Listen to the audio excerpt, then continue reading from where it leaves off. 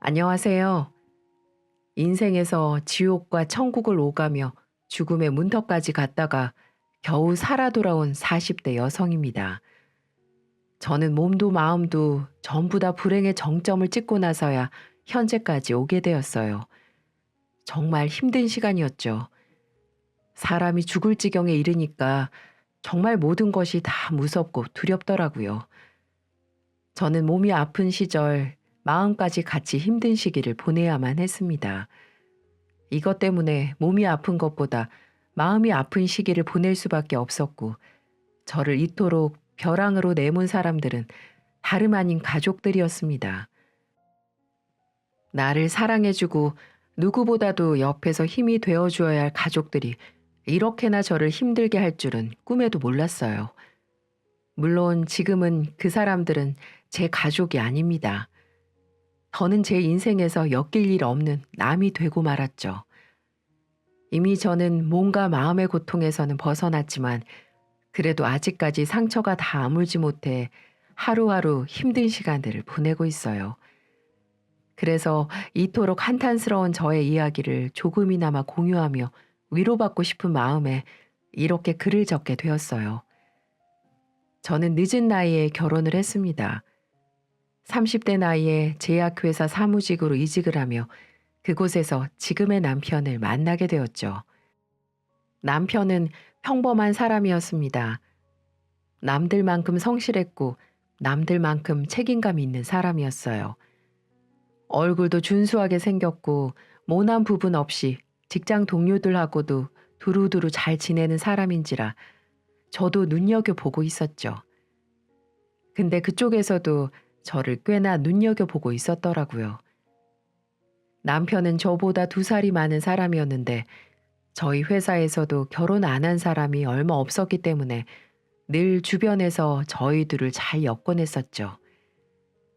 저는 그때마다 속으로는 좀 좋으면서도 그 당시 남편의 마음을 알 수가 없어 그런 장난치지 말라며 넘어가곤 했는데 나중에 가서 남편이 저한테 그러더군요. 수혜 씨, 내가 정말 싫어? 다른 사람들이 뭐라고 하든 나는 수혜 씨만 좋다고 하면 만나보고 싶은데 나는 수혜 씨라면 결혼까지도 할 수 있을 것 같아. 남편은 당시 저의 무얼 보고 그런 고백을 했는지 모르겠지만 사귀기도 전에 결혼을 전제로 만남을 제안해 왔고 다른 사람들이 저희 둘을 엮을 때 못 이기는 척 저에게 다가오고 싶었다고 하더라고요. 하지만 그러지 못했던 건 제가 불편할까봐 더 다가오지 못했던 거였고 어느 날 자신의 마음을 꼭 털어놔야 할 것 같아 용기를 내서 고백을 했다고 했죠. 그런 걸 보면서 꽤나 신중한 사람이구나, 배려를 할 줄 아는 사람이구나 라는 게 느껴져 저는 더욱 이 사람에게 끌리게 되었고 결혼을 전제로 한 만남을 시작하게 되었습니다. 남편과의 연애는 꽤나 재밌었어요. 둘 다 30대 후반의 나이에 만나 설레고 즐거운 연애는 못할 거라고 생각을 했는데 남편은 알면 알수록 재치 있고 따뜻하고 배려심이 넘치는 사람이었어요. 왜 그런 사람 있잖아요. 알면 알수록 더 진국인 사람. 그리고 자기 사람한테만 유독 더 끔찍해지는 사람이 있는데 바로 제 남편이 그런 사람이었습니다. 저는 그동안 연애를 안 해본 게 아니기 때문에 더욱 이 사람이 얼마나 괜찮은 사람인가를 느낄 수가 있었어요. 근데 그동안은 결혼까지 하고 싶었던 사람이 없었기 때문에 그냥 넘어가곤 했었는데 이 사람만큼은 놓치면 안 되겠다는 생각이 들었죠. 게다가 30대 후반의 늦은 나이까지 결혼을 안 한 게 정말 잘한 일이었다고 생각을 하게 될 만큼 이 사람은 좋은 남편감이었습니다. 이건 그 남자도 똑같이 느끼는 거였기에 저희 둘은 자연스럽게 결혼까지 하게 되었고요. 연애는 1년 남짓했고 결혼의 과정은 나름 어렵지 않게 순조롭게 한 편이었어요. 남편 쪽은 이미 시아버지는 돌아가신 상황이었고 여동생과 어머니만을 모시고 살고 있었죠. 남편과 아버지를 일찍 여의고 셋이서 똘똘 뭉쳐 같이 산 집안인지라 가족애가 좋아 보였어요. 제가 봤을 때 참 화목한 가족이다라는 생각이 들 정도로 남편의 가족은 문제가 없어 보였습니다. 결혼에 대해 허락을 받는 과정과 결혼을 준비하는 과정 역시 크게 어렵지 않았어요. 둘 다 유별나게 굴지 않고 그냥 적당히 서로의 형편에 맞춰서 집도 하고 혼수도 했기 때문이었는데요. 사실 이 부분은 저희 집에서 양보를 좀 많이 했습니다. 아무래도 남편은 그 집에서 아버지 대신에 본인이 가정의 역할을 해야 했기에 결혼 자금이 여유롭게 있지 않은 상황이었어요. 시어머님이 시아버지가 돌아가시고 받은 보험금으로 작은 식당을 하나 차려서 운영을 하고 있긴 했지만 역시나 두 자식 대학 보내고 결혼까지 시킬 만큼의 여력은 되지 않았죠. 그래서 집은 저와 남편이 같이 대출을 받아서 해결을 했고 혼수는 저희 아빠가 외동인 저를 생각해서 시댁에 섭섭하게 하면 제 결혼 생활이 순탄하지 않을까봐 꽤 좋게 해주셨어요. 그 과정에서 저희 시어머니도 많이 만족을 하셨고 또 되려 저에게 집도 제대로 못 해줘서 미안하다고 말씀까지 하셨습니다. 그래서 저는 이 결혼이 문제없는 깔끔한 결혼이라고 생각을 했었어요. 아니, 특정 사건이 있기 전까지는 그랬습니다. 시어머니는 제가 혼수도 제대로 해가고 집도 아무 말 없이 남편과 같이 대출을 받아 해결한 걸 보면서 많이 예뻐해 주셨어요. 정말 지나칠 정도로 잘해 주셨죠. 늘 시댁에 제가 놀러 가면 저한테 아이고 예쁜 우리 며느리 왔네. 자고로 집에 여자가 잘 들어와야 그 집안이 산대는데 우리 집은 복덩이 며느리 덕분에 매일이 꽃길이다. 매일이 꽃길이야. 라며 말씀하시곤 했었습니다. 또 말로만 그렇게 잘하시는 건 아니었습니다. 집이 시댁과도 가까운 곳에 있었기 때문에 늘 맞벌이하는 저희 부부를 위해서 밑반찬도 많이 해서 가져다 주곤 하셨어요. 어머님의 정성이 늘 감사했고 어떻게든 보답하면서 살고 싶었습니다. 하지만 이런 어머님의 정성이 감사하면서도 점점 부담스러워지기 시작한 시점이 생겨나게 되었어요. 그때는 시누이까지 합세해 부담스러운 행실들을 마구 하기 시작했고 전 처음에는 감사했던 마음이 점점 부담과 짐이 되어버리고 말았죠. 처음에는 시어머니는 밑반찬을 만들어다 가져다 주는 정도였습니다. 근데 몇 번 이걸 하시던 시어머님이 어느 날은 저희가 집에 없는데도 와서는 집안 청소를 해놓고 가시더라고요. 물론 이것도 처음에는 감사했죠. 식당 장사하시느라 바쁘고 힘든 어머님이 집 청소까지 해주시는데 저희까지 신경 써주시는 그 마음이 얼마나 감사하겠어요. 그래서 전화해서는 어머니께 이렇게 말씀을 드렸습니다. 어머니, 저희 집에 오셔서 청소까지 해놓고 가셨어요? 아, 왜 그러셨어요? 식당 일 보셔야 하시는 분이 반찬 만들어 주시는 것도 감사한데 웬 청소까지 하시고 그러세요. 안 그러셔도 돼요. 어머니 반찬도 그만해 주셔도 되고요. 저 어머님 이렇게 며느리 뒷바라지 하라고 여기 시집 온 거 아니에요. 그러니까 그만하세요. 내가 하고 싶어서 한 거야. 너네 집이 식당 가는 길이잖니. 그래서 문 열기 전에 얼른 가서 한번 싹 치우고만 왔다.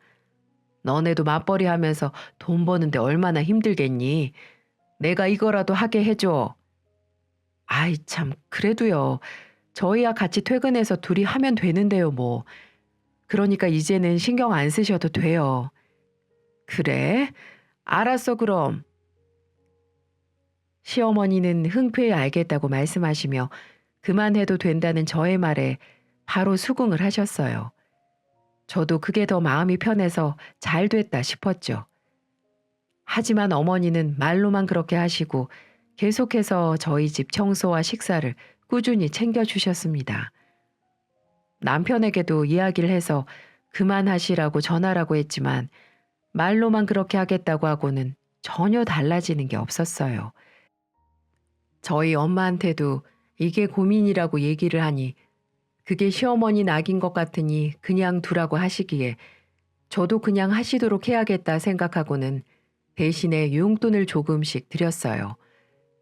처음에는 어머니도 안 받으려고 하시다가 이것까지 안 받으면 정말 저희 집에 못 오시게 할 거라고 하니까 못 이기는 척 받으시더라고요. 근데 그때부터가 진짜 시작이었는지 이제는 가만히 있던 시누이까지 합세해 저희 집에 와서 온갖 일들을 하기 시작했습니다. 한 번은 제가 그날따라 일이 많아 지친 상태로 집에 갔는데 아무도 없을 거라 생각했던 집에 들어가자마자 까무라칠 뻔했습니다. 그날은 남편은 야근이 있다고 했었기 때문에 집에 아무도 없는 날이었는데 집에 불이 켜져 있는 거예요. 남편이 들어왔을 리도 없고 어머님도 식당에서 한참 일을 하실 시간이기에 정말 깜짝 놀라고 말았습니다.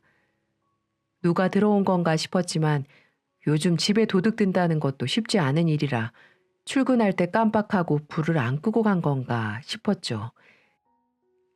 그렇게 생각하니 안심이 되어서 안방으로 바로 들어갔는데 여기에서 저는 완전히 깜짝 놀라 뒤집어질 뻔했어요. 다른 곳도 아닌 저희 안방 침실에 어떤 여자가 잠을 자고 있었고 저는 순간 귀신으로 오해할 뻔했지만 사람인 걸 확인하고는 가까이 가서 얼굴을 봤는데 그때는 어이가 없어서 뒤로 자빠질 뻔했죠. 저희 집 침실에 누워있는 사람은 다름 아닌 시누이였고 코까지 골면서 자고 있는 모습을 보면서 기가 차서 말도 안 나오더라고요. 이게 무슨 일인가 싶어서 곧장 시누이를 깨웠습니다. 아가씨, 일어나 보세요. 지금 뭐 하시는 거예요? 저희 집에는 어떻게 들어오셨어요? 아니, 집 놔두고 여기서 주무시는 건 또 뭐고요? 아, 언니 왔어요? 엄마한테 비밀번호 물어봐서 왔어요. 엄마가 언니랑 오빠 일하느라 바쁜데 집안일이라도 좀 도와주겠다고 한참 왔다 갔다 했잖아요. 저도 좀 거들까 싶어서 왔다가 깜빡 잠들었네요. 아유, 신혼부부 침대라 그런지 푹신하니 왜 이렇게 좋아? 도대체 여기 오신 이유가 뭔데요? 아무리 가족이라지만 이렇게 말도 없이 와도 된다고 생각하세요? 빨리 용건만 말하고 가세요. 아, 언니는 너무 냉정하다. 동생이 하루 자고 갈 수도 있지. 알았어요. 단도직입적으로 말할게요. 지금 2천만 원만 빌려줘요. 올해 갚을게요.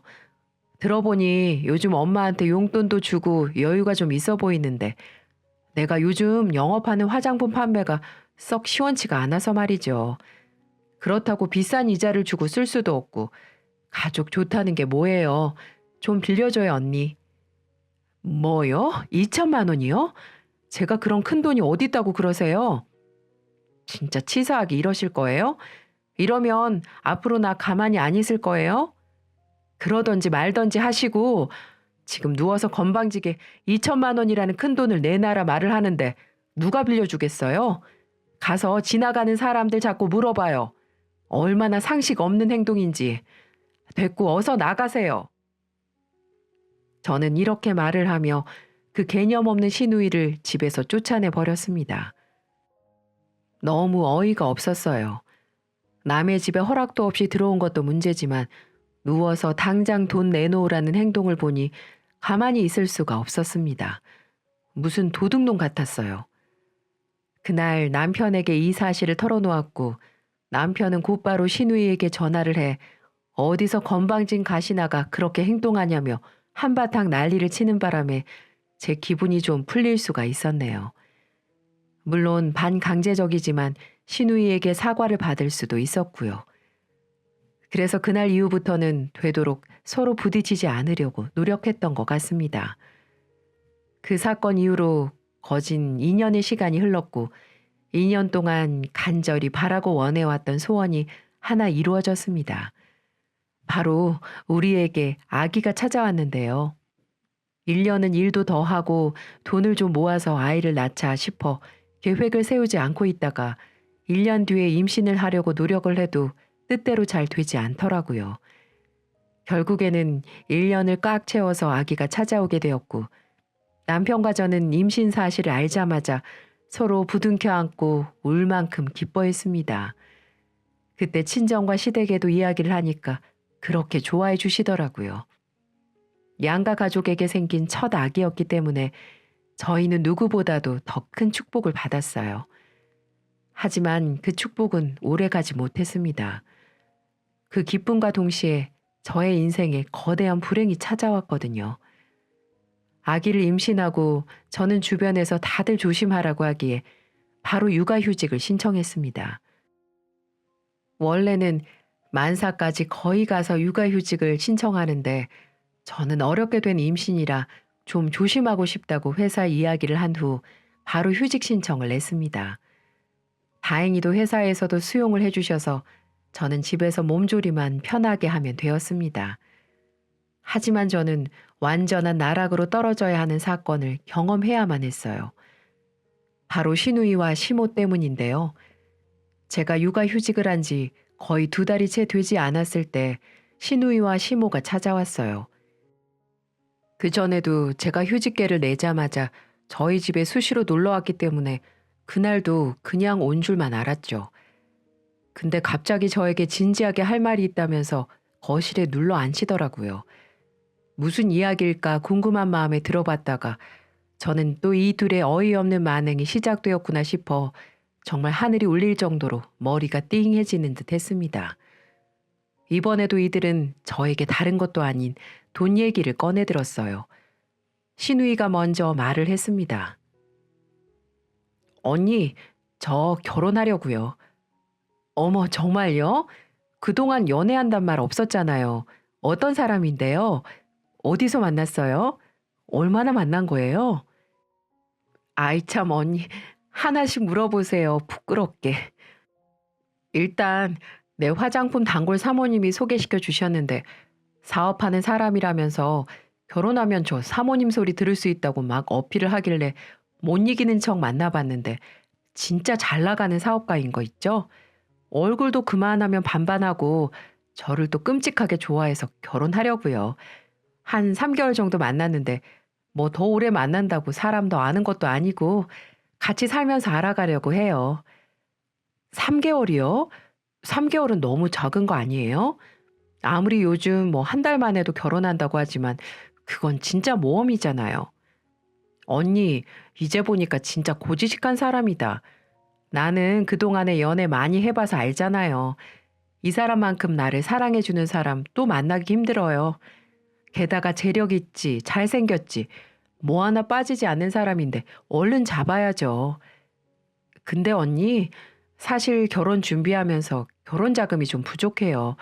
이것 때문에 오늘 언니한테 온 건데 혹시 저 결혼 자금 좀 해줄 수 있어요? 얼마 안 돼요. 결혼 자금이요? 얼마나요? 얼마 안 돼요. 그 집안 수준 생각하면 진짜 쥐꼬리만한 돈인데 그쪽에서 집이고 뭐고 다 해올 테니까 저한테 혼수로 딱 9천만 원만 해오라고 하더라고요.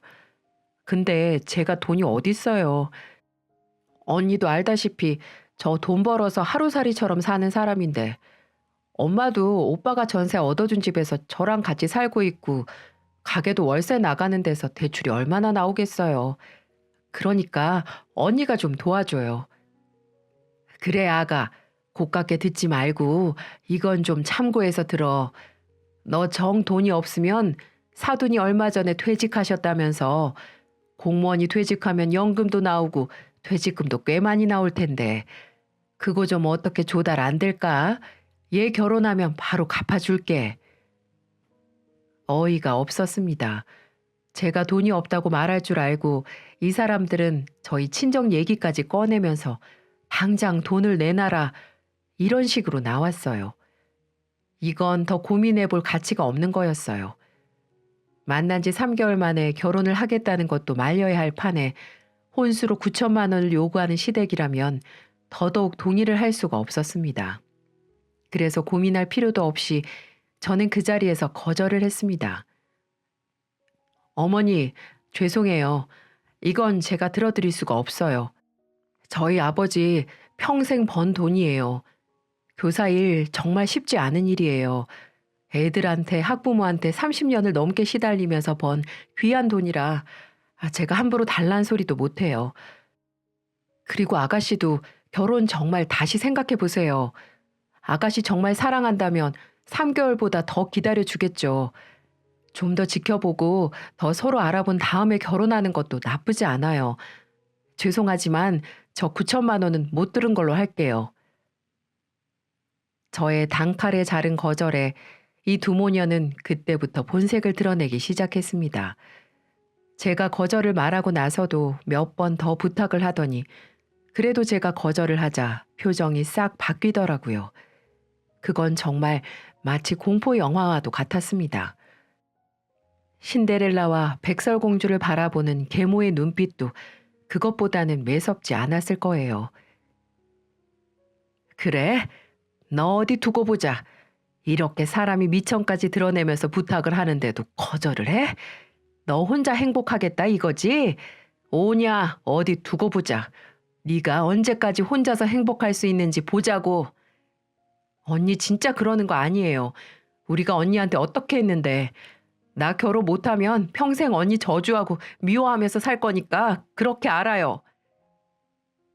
이 둘은 매서운 말투로 저에게 쏘아붙이고는 집으로 돌아갔습니다. 이게 무슨 상황인가 당황스러움이 가시지 않아 한참을 혼자서 진정을 해야 했죠. 내가 내 돈으로 거절을 한 게 이렇게 천대받을 일인가 싶어 서럽기까지 하더라고요. 그래도 저는 제가 다시 둘을 풀어주면 이전처럼 관계가 회복될 거라고 생각했어요. 하지만 그건 아주 큰 오산이었죠. 이 둘은 이날로부터 하루가 멀다 하고 저희 집에 찾아와 행패를 부리기 시작했습니다. 제가 임신을 했다는 걸 아예 싹 잊어버린 건지 이때까지 한 번도 경험해보지 못했던 시월들을 제대로 보여주겠다는 듯 아주 무지막지하게 행동하기 시작했어요. 이들의 만행은 아주 가지각색이었습니다. 몇 가지 에피소드를 대자면 대낮부터 남편 없는 저희 집에 와서는 술을 잔뜩 배달시켜 놓고 하루 왼종일 먹어대기 시작했어요. 저에게는 안주거리를 내놓으라고 시켜대며 내내 낮술을 해댔고 남편이 집에 들어오기 전 귀신같이 나가버렸습니다. 그것뿐만이 아니에요. 신우는 저희 집에 와서는 옷을 빌려달라면서 제 옷장에 함부로 들어가 제가 제일 아끼는 옷을 꺼내 가져가려고 했고 제가 화를 내며 막으면 이것도 나한테 아까운 거구나. 진짜 치사한 년. 그래, 너 혼자 어디 잘 먹고 잘 살아봐라. 그래봤자 네가 이거 입을 수 있을 것 같아? 이제 애 나오고 배 나오면 네 인생도 끝인 거야. 돼지처럼 살 퉁퉁 부어서는 굴러다닐 텐데 이 옷이 맞긴 할 것 같아? 제발 정신 차려라. 이렇게 폭언을 하고는 그 옷을 다 가위로 오려놓고는 집에서 나가곤 했죠. 시어머니는 시어머니대로 난리였습니다. 굳이 저희 집에 본인 식당 음식물 쓰레기를 다 들고 와서는 저희 집에다가 다 뿌려댔어요. 이게 도대체 사람이 할 짓인가 싶어서 저는 아기를 가진 몸인데도 조리를 전혀 하지 못하고 하루가 멀다 하고 집에 와서 만행을 저지른 이들과 싸우기에 바빴습니다. 음식물을 싸들고 와서 거실부터 시작해서 온 집안에 다 뿌릴 작정으로 돌아다니는 어머니를 보면서 저는 울부짖으며 이야기를 했어요. 어머니, 정말 왜 이러세요? 제가 뭘 그렇게 잘못했어요? 아가씨 결혼 자금 못 해준 게 그렇게 죄예요? 그럼 어머님이 해주시지 그러셨어요. 어머님도 못 해주는 걸 왜 제가 안 해줬다고 이렇게까지 하시는 거냐고요. 자꾸 이러시면 저 이제 경찰에 신고할 거예요. 남편한테도 다 얘기할 거라고요. 아휴, 이게 이제야 본색을 드러내네. 그래, 어디 해봐라, 해봐. 그때는 너 죽고 나 죽는 거야. 내가 어디까지 할 수 있을 것 같니? 어? 어디 한번 너도 송장되고 네 두 눈으로 네 시애미 송장 똑똑히 보고 싶으면 그래봐. 그래 보라고 이년아.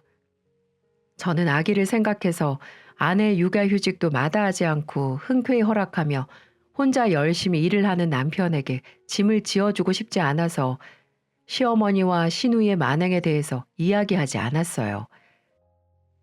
게다가 유일한 남편의 가족들인데 이런 실망스러운 모습을 보이면 얼마나 마음이 무너질까 싶어서 제 선에서 해결해 보려고 했죠. 하지만 이 두 악마는 끊임없이 저를 괴롭혔고 저는 결국에는 이 악마들의 수에 더는 버티지 못하고 나가 떨어지고 말았습니다. 어떻게든 이 둘을 해결해 보려던 저의 노력의 결과는 아주 비참하고 처참했어요. 어느 날 또 한 번 둘이 와서 집안에 오시고 물건들이고 다 해집으며 깽판을 쳐놓고 간 걸 치우고 있는데 갑작스럽게 배가 아파오면서 정신을 차릴 수 없게 되었고 배가 아파 한참을 끙끙거리다 다리 쪽에서 보이는 피로 인해서 저는 까무러치며 온 정신을 다 발휘해 119에 신고를 했습니다. 그대로 쓰러진 듯 했는데 눈을 떠보니 병원이었고 언제 온 건지 남편은 아침에 출근할 때와는 달리 완전히 폐인이 된 모습으로 제 옆을 지키고 있었어요. 여보, 어떻게 된 거야? 여기 어디야? 당신이야말로 이게 무슨 일이야? 도대체 집안 꼴은 그게 다 뭐고? 당신 쓰러져서 119에 자기가 혼자 신고했다며 그 뒤로 119가 출동했는데도 연락이 안 돼서 경비실에서 문을 따줬나 보더라고. 병원에 와서는 나한테 연락이 와가지고 급하게 왔는데 당신이 이러고 있으니까 내가 얼마나 미쳐버릴 뻔했는지 알아? 119 쪽에서는 집안 꼴이 엉망이었다던데 도대체 무슨 일이 있었던 거야? 아무것도 아니야. 근데 여보, 나 배가 끔찍할 정도로 아팠는데 나 괜찮은 거래? 아니, 우리 애기 괜찮은 거야? 저는 한없이 저를 걱정하는 남편도 눈에 보이지 않았습니다. 오로지 우리 아기만 중요했어요. 하지만 저의 불안한 마음은 역시나 현실과 다르지 않았는지 제가 아기 이야기를 꺼내자마자 남편은 울음을 토해내며 이야기를 했습니다. 여보, 자기가 진짜 소중하게 잘 품고 있었는데 이번에는 우리한테 올 수 없었나 봐. 유산이래. 그래도 나는 자기가 무사한 게 중요해. 우리 아기는 또 가지면 돼. 그러니까 당신도 마음 추스르고 당분간은 당신 생각만 하자. 우리 당신 몸조리만 잘하자. 믿을 수 없는 소리에 저는 그 자리에서 남편을 붙잡고는 오열을 했어요. 내 뱃속에서 자라고 있던 자식이 죽었다는 소식을 듣고 저는 정말 미친 사람처럼 몇 날 며칠을 좌절하며 울었습니다. 그리고는 저를 이 지경까지 만든 두 모녀를 용서할 수가 없었죠. 설상가상으로 두 모녀에게 제대로 복수를 해야겠다고 생각했을 즈음 저는 또 한 번의 끔찍한 사실을 알아야 했고 그건 바로 저의 유방암 소식이었습니다. 남편이 이참에 건강검진 제대로 받고 몸조리 확실하게 하자고 하는 통에 하는 수 없이 건강검진을 받았는데 그때 유방암 결과가 나왔고 다행히도 이때는 수술로 회복이 가능한 수준이라고 하기에 저는 수술까지 받게 되었어요. 유산에 유방암에 저의 비극을 만들어낸 게 두 모녀라는 사실에 저는 더더욱 그들을 용서할 수 없었습니다. 그리고 그들도 용서받을 자격을 본인들 스스로 없애려는 듯이 유방암으로 또 다른 몸조리를 하고 있는 저에게 와서는 온갖 만행을 여전히 저질러댔어요. 저는 그들에게 복수를 하기 위해서 철저하게 계획을 세웠고 그건 얼마 못 가 제대로 이룰 수 있었습니다. 유방암 수술까지 하고 나서 저는 오랜 시간 병원에서 몸조리를 하다가 겨우 퇴원을 해서는 좀 더 추스르고 있었어요. 꽤나 건강을 많이 되찾고 있었기 때문에 저도 나름 건강한 모습으로 집에 올 수 있었고 시모와 신우는 제가 집에 오길 기다렸다는 듯이 퇴원을 하고 얼마 안 되어 저희 집에 찾아왔습니다. 그날도 온갖 행패를 부려대고 간 통에 저는 정신을 차릴 수가 없었죠. 게다가 이들이 더욱 끔찍했던 이유는 남편이 보는 앞에서는 저한테 가식을 떨어대며 잘하는 척했기 때문이었죠. 제가 복수를 계획하고 나서 이걸 어떻게 터뜨려야 할까 고민을 하고 있던 찰나에 쥐가 지덫에 알아서 굴러들어오듯 두 악마 모녀가 알아서 덫에 걸려주더군요. 퇴원 이후 두 모녀가 저희 집에 찾아왔을 때 제가 비밀번호를 바꿔버리고는 남편에게도 혼자서 쉬고 싶으니 두 사람에게 비번을 알려주지 말라고 했었는데 이번에 남편이 집에 있을 때 찾아왔길래 저는 남편부터 쳐다봤어요. 아, 내가 불렀어. 당신 몸조리 해야 하는데 내가 보양식을 끓여봤어야 알지. 엄마한테 좀 부탁했으니까 얼른 와서 좀 먹어.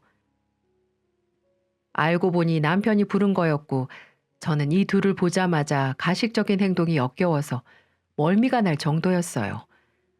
보양식에 건강죽까지 끓여온 시모를 보면서 그걸 또 손수 식탁에 차려주는 시누이를 보며 한참을 어이없는 눈으로 쳐다봤습니다. 그리고 식탁에 잘 차려진 죽을 보자마자 저는 식탁 위에 올려진 모든 음식들을 죄다 쓸어서 쓰레기통에 내동댕이 쳐버렸죠. 그리고는 질렀습니다. 꺼져, 이 악마 같은 년들아. 내가 이걸 왜 먹어? 이제는 나까지 죽이려고 이거 만들어 왔니? 정말 나 먹으라고 만들어 온 거면 네가 먼저 저 쓰레기통에 있는 거 다시 꺼내서 먹어봐. 그리고 네 잘난 딸년도 먹여. 니네 둘 먹고 나서 살아있으면 그때 나도 먹을 테니까.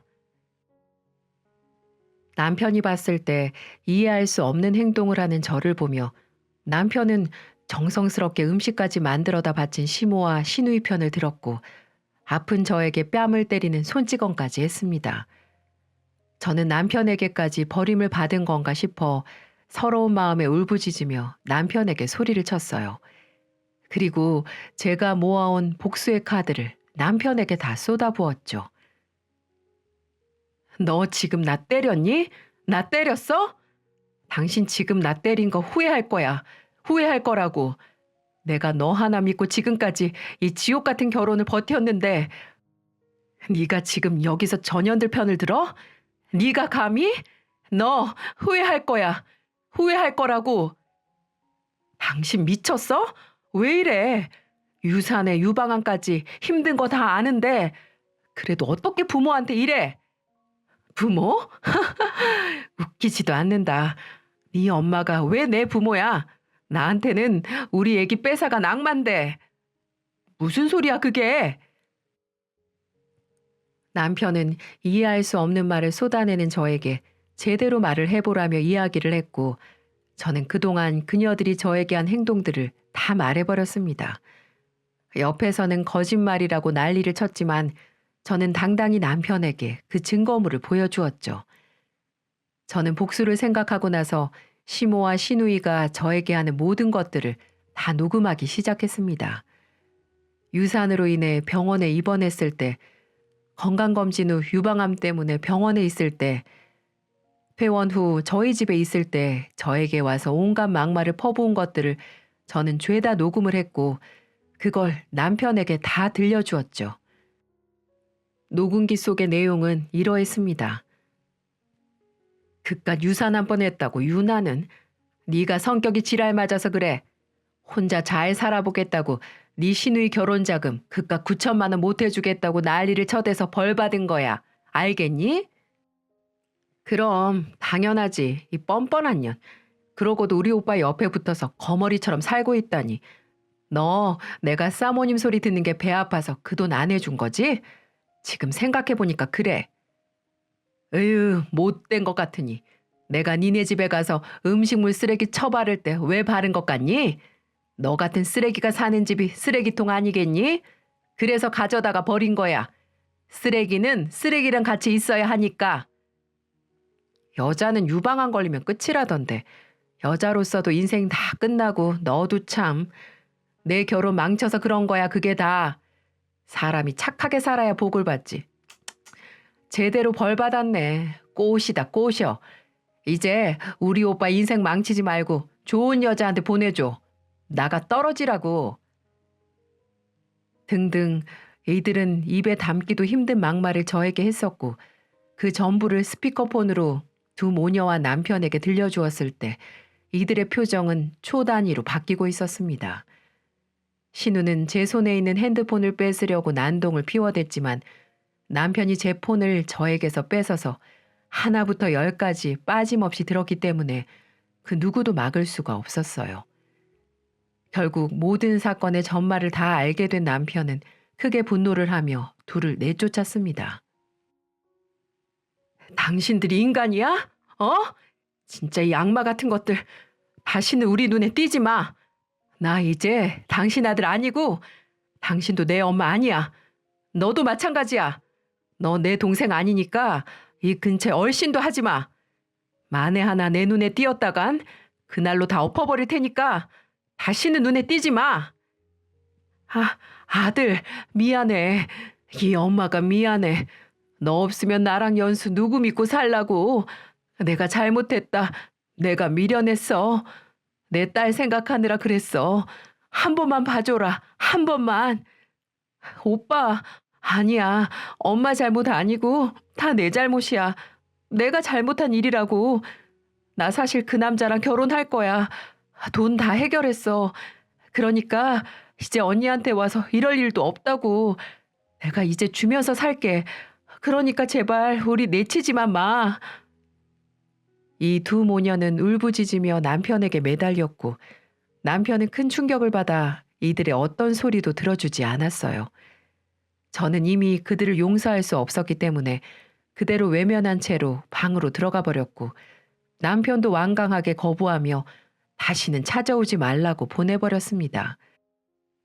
그 뒤로 남편은 정말로 시댁과 인연을 끊을 생각인 건지 그들에게 내주었던 전세로 마련한 집도 빼버렸어요.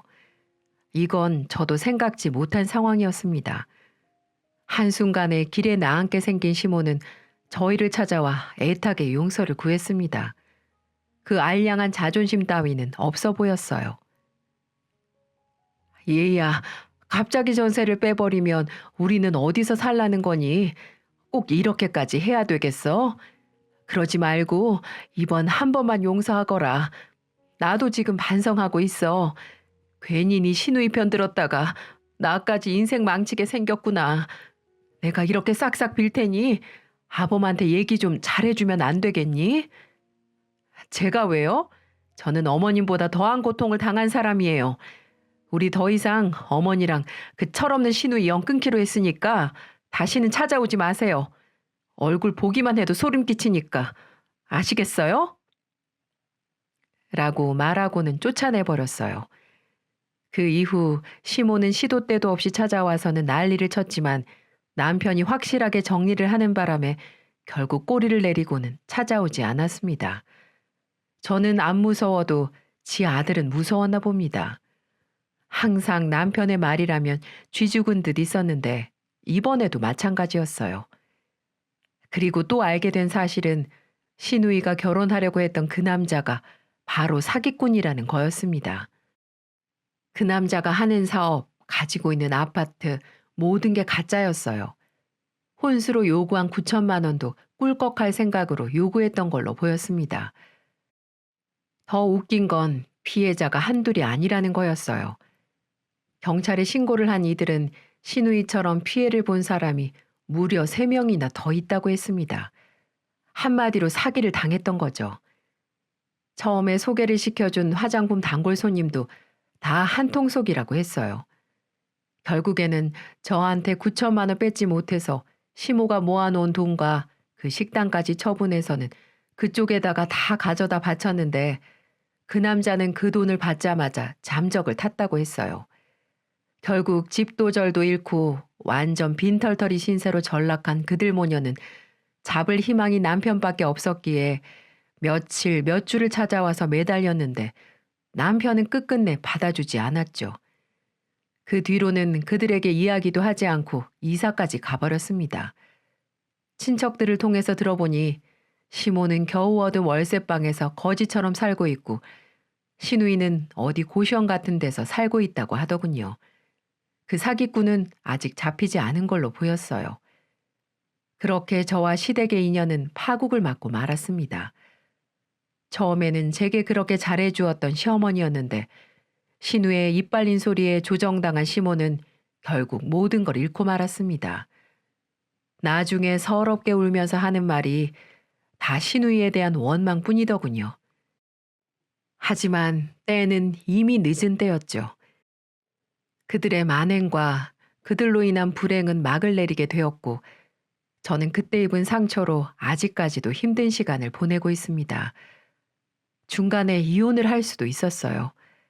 정말 저를 끔찍하게 힘들게 한 모녀 때문에 저는 분명 이혼을 생각했던 적도 있었죠. 하지만 누구보다도 성실하고 저를 사랑해준 남편이 있었기 때문에 그 시련들을 다 참고 견딜 수 있었어요.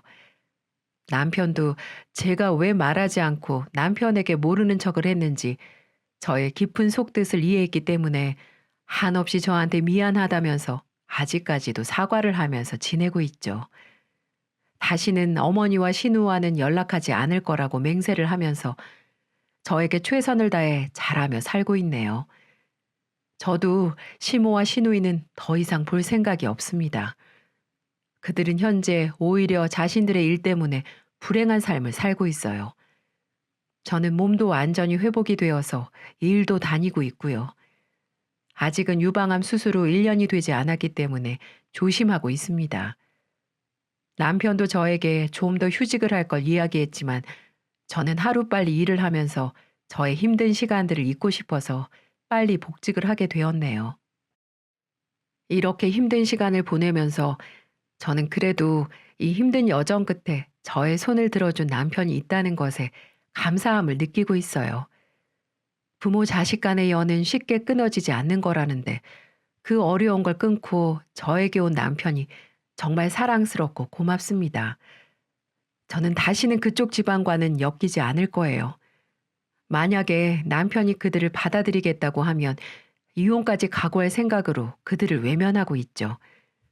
저는 가끔 먼저 떠나보낸 저의 아기를 생각하면 한참 우울해질 때가 있는데요. 그때 남편이 저에게 해준 말을 생각하면서 힘을 내고 있어요. 행복하게 여행 가려면 가볍게 여행을 해야 한다고 남편이 말해 주었는데요. 그이도 어딘가에서 본 글귀라고 하더라고요. 우리 인생이 멀리서 보면 여행이 아니겠냐며 우리 100년도 안 남은 인생 가볍게 생각하고 가볍게 살자고 하던 거 있죠. 그렇게 보니 또 인생이 별것 아닌 것 같아 또 힘을 내서 이렇게 하루를 살아가고 있습니다. 여러분도 지금 혹시 지옥 같은 시간을 보내고 계신가요? 인생을 긴 여행이라고 생각하시면서 다시 힘을 내셔서 주변의 꽃도 보시고 좋은 경치도 구경하시면서 가볍게 즐기실 수 있으면 좋겠습니다. 저도 그래 볼게요. 우리 모두 여행자로서 좀 더 가볍게 이 시간을 살아봤으면 좋겠네요. 모두들 힘내세요. 그리고 저에게도 힘과 위로를 주시기를 여러분에게 부탁드릴게요. 긴 사연 끝까지 들어주셔서 감사합니다.